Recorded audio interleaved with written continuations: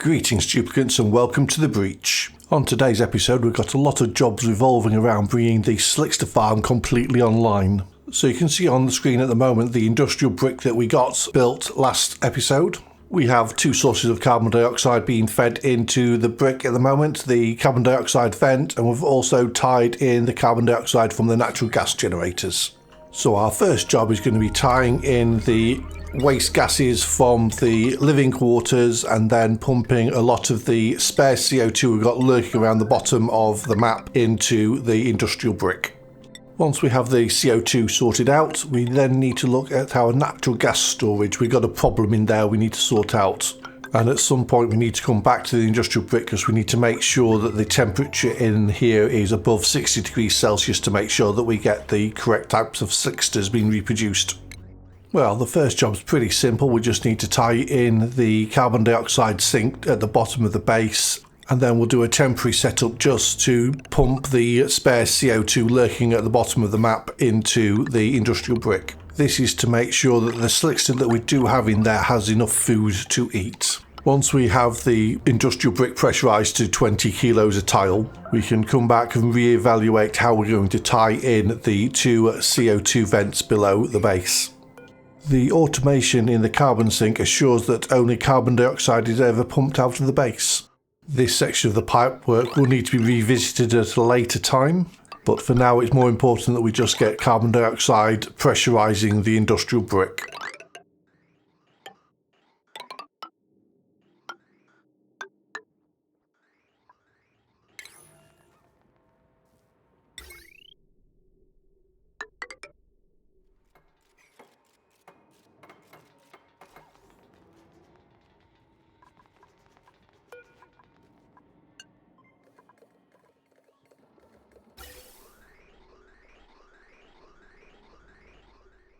And now we have carbon dioxide filling up the industrial brick. We can leave this without any worry for quite a few cycles while we deal with other problems around the base.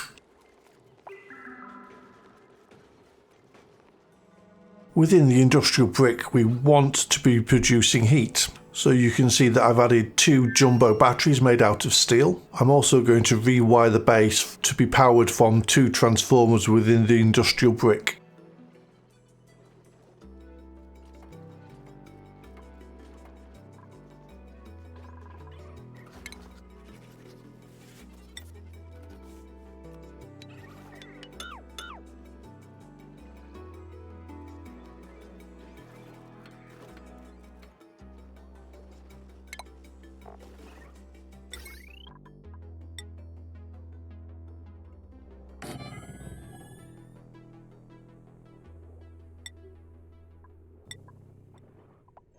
When I built the power area, I had three transformers powering the base. I'm going to move two of them to within the brick itself. I might add the third transformer later on. One transformer will power the left hand side of the base and the other will power the right hand side of the base. It's a task you might find yourself doing 2 or 3 times during your base development. The only thing you want to be careful of is make sure you don't actually draw too much power at once if you connect two wires together.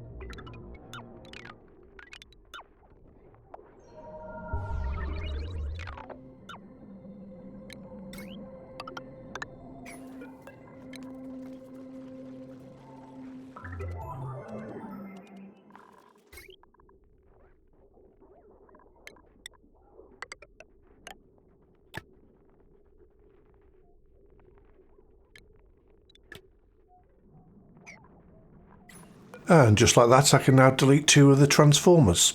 And the 1000 DTUs a second heat they produce is now being utilised and not just being wasted and radiated out into the environment.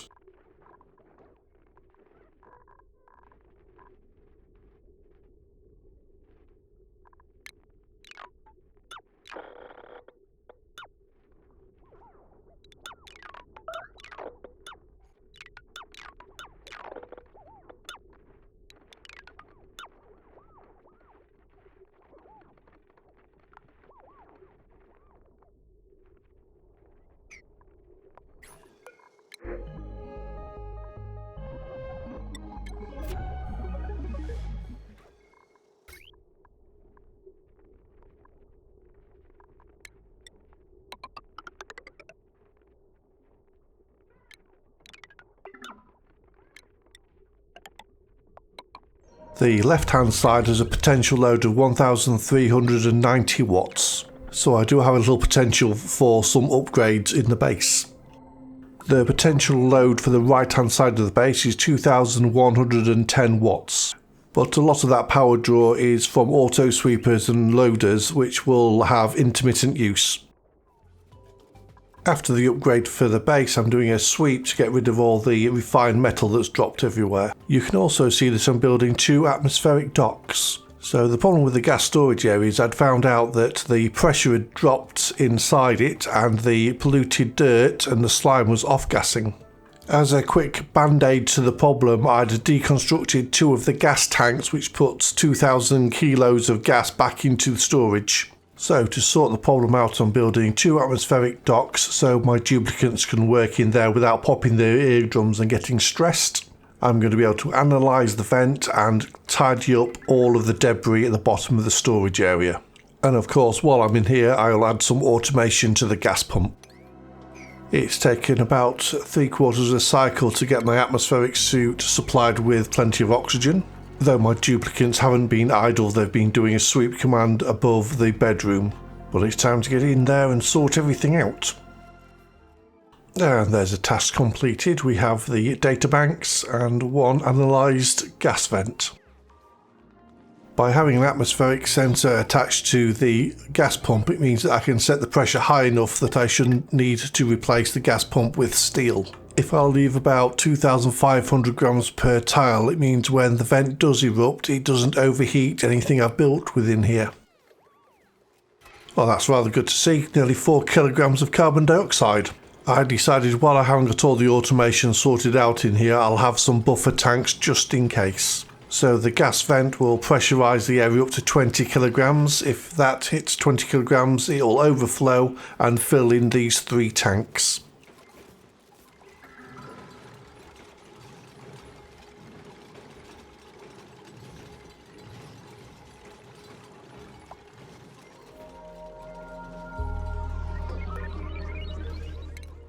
After letting the duplants catch up with their normal errands, I've now built the heating elements for the brick. Because I'm adding such a huge volume of gas to the area so quickly, I need a brute force solution to increase the temperature.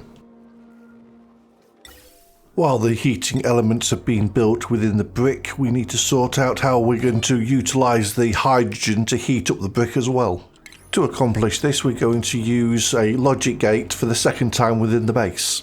What I want to happen is once the heat has dropped below a certain level and the pressure is high, I want to pump out the gas. So I'll use an AND gate and 2 sensors.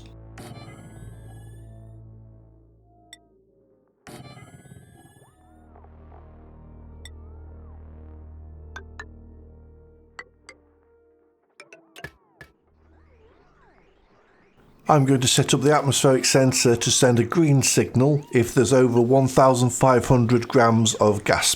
This means there'll be plenty of volume to add new, fresh, hot hydrogen. I initially set the temperature sensor to below 70 degrees Celsius, but I changed my mind and upped that to 80 degrees. I want to be able to exchange as much heat between the hydrogen and the carbon dioxide as possible. The heating elements have been built, so we'll set up the automation and we'll set the heat to 70 degrees. The pressure inside the brick is rising rapidly. We've now got 6.5 kilos per tile. Yes, I've just added the third transformer. So that part of the upgrade process is now complete. Hopefully I'll never need to go back into the natural gas storage area, so I'm going to delete my atmospheric docks, clean up this area and get it ready for some other use.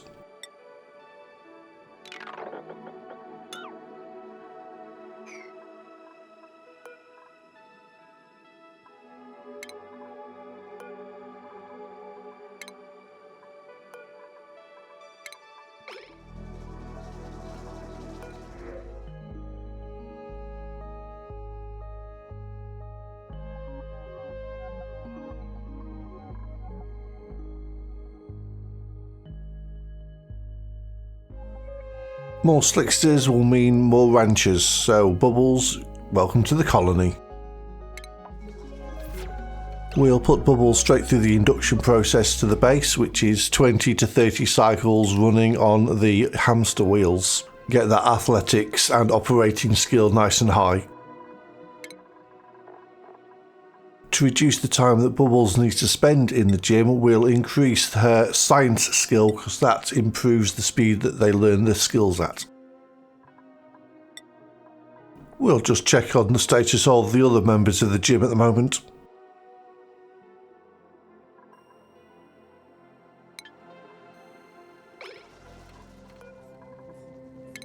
The next upgrade the duplicates are going to work on is a purely aesthetic one. I don't like the carbon dioxide lurking at the bottom of the base, so we're going to move where the water pump is.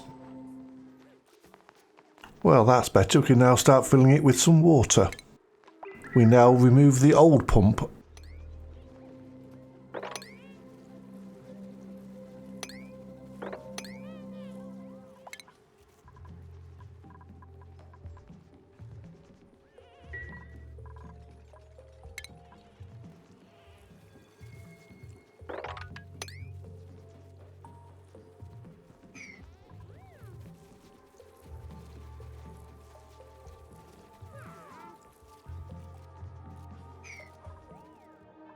Something that I haven't done since the upgrade of the kitchen and the base in general is assign skill points.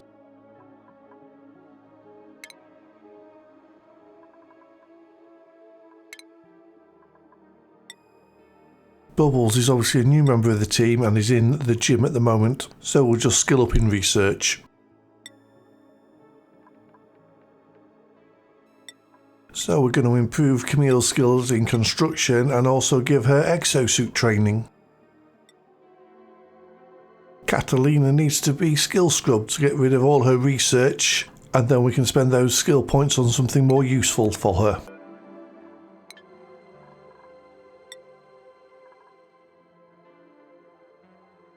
Devon, our specialist farmer, can earn the final 2 skills in tidying. He also has plenty of skill points, so we'll add improved carrying 2 as well. Harold's looking pretty good. We'll give him his ranching hat and we'll add exosuit training.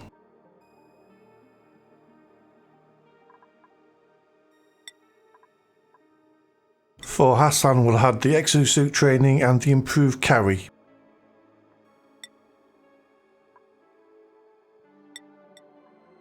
For Joshua, it's very simple. Almost standard at this point, we'll add improved carrying and exosuit training.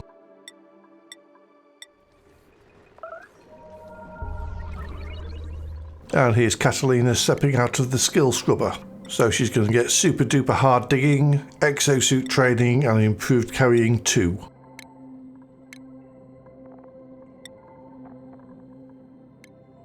Mima gets suit sustainability training. We'll give Steve his chef's hat and exosuit training.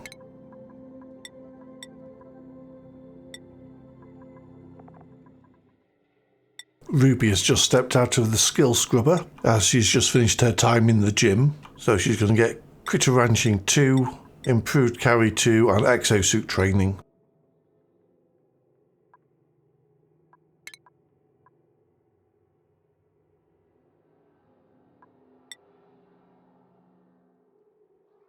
Here we have Max, fresh out of the skill scrubber, super duper hard digging, exosuit training.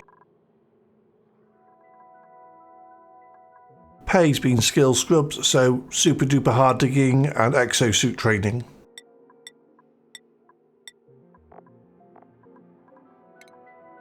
Here's Lyra, freshly skill scrubbed. She's going to get super duper hard digging, exosuit training and improved carrying, and we'll also give her her hat.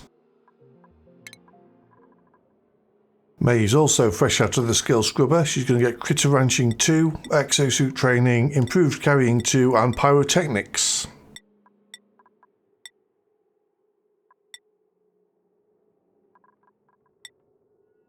Ellie, after just being skill scrubbed, is going to get improved carrying 2, rocket piloting 2 and demolitions.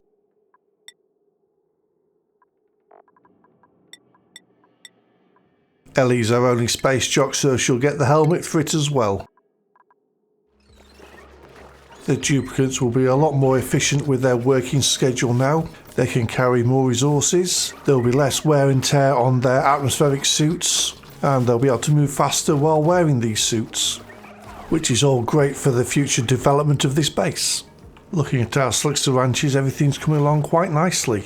The pressure in here is at 15 kilograms and rising. The average temperature in the brick is over 60 degrees Celsius, so we won't get the long-haired Slicksters. We have 2 eggs and 3 young Slicksters. Well, this will be the end of this episode. Thank you very much for watching, and as always, I'll see you on the other side.